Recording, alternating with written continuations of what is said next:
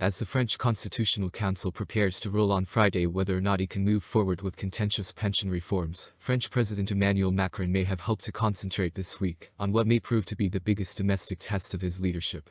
Instead, he is now dealing with international fallout from his recent friendly visit to China, particularly as a result of remarks that have made him unpopular in both Washington, D.C., and with some of his European allies. During his flight from Beijing to Paris, Macron spoke with Politico Europe. In response to a question about the possibility of China occupying Taiwan, he stated in it that Europe must avoid becoming just America's followers. Is it in our interests to escalate the crisis in Taiwan? Is the question that Europeans must address. No. The worst scenario, according to Macron, is to believe that we Europeans must adopt this viewpoint as our own, and follow the US agenda and a Chinese overreaction. He continued by warning against Europe becoming caught up in crises that are not ours, which prevents it from building its strategic autonomy. The term strategic autonomy is used by Brussels to describe the EU's independent geopolitical policy, which depends in part on the bloc's ability to emerge as a third power and avoid being smothered by the US and China. However, anything that creates a buffer between Europe and the US, whom they view as NATO's ultimate protectors of European territory, has never been welcomed by the China hawks, who are typically found in Eastern Europe. Presidents of China's Xi Jinping and France's Emmanuel Macron shake hands during a signing ceremony at Beijing's Great Hall of the People. In an effort to soften the blow of his remarks, Macron declared on Wednesday that France was for the status quo in Taiwan, and that stance has not changed. The hawks, however, have already fired back. Mateusz Morawiecki, the Prime Minister of Poland, said, "I propose a strategic partnership with the United States, rather than developing strategic autonomy from the United States." The Foreign Minister of Lithuania wrote on Twitter, "We can defend Europe without Chinese assistance. We should be projecting our strengths rather than asking for help." Diplomats from Eastern Europe have been less cunning.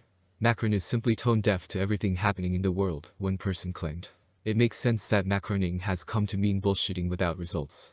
Another person said they cannot understand Macron, that his trip to Beijing and comments about Taiwan were not helpful, and that Europe should cooperate with nations more so than China, that value democracy and the rule of law. The day after Macron left China, Beijing conducted military drills encircling Taiwan, further jeopardizing his trip. Although the 27 EU member states have agreed on a strategy toward China, according to European diplomats and officials, Macron does not speak for the EU. However, they are aware that his comments and attempts to position himself as the EU's leader could cause serious issues with the US, especially in terms of European security. They would be right too. While acknowledging that Macron does not, in fact, speak for all of Europe, numerous US government sources told CNN that they are worried that his words will make it much more difficult to convince lawmakers in Washington, D.C., of the importance of a strong transatlantic alliance. As an illustration, Florida Senator Marco Rubio tweeted shortly after Macron's remarks were made that perhaps the US should concentrate on its goals and let you guys handle Ukraine and Europe if Macron speaks for Europe. According to US government sources, Macron's remarks will only increase the skepticism some Republican lawmakers already have about providing Ukraine with ongoing financial support. They are concerned that the remarks may even influence a decision to block or limit such funding.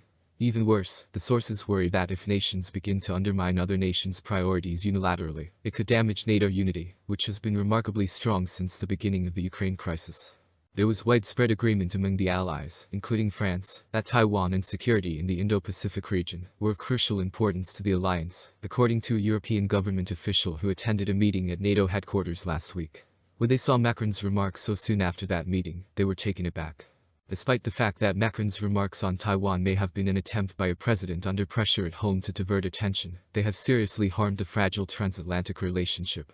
Even though it may not have been his intention, Macron's remarks have a price that is still undetermined.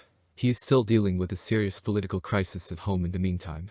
Island protests and nationwide strikes resulted from his proposal to raise the retirement age from 62 to 64, which was forced through parliament without a vote. The reforms, which also include other cost-cutting measures, are crucial, according to Macron's administration, in preventing the collapse of the pension system. Such social changes played a major role in his 2022 re-election campaign.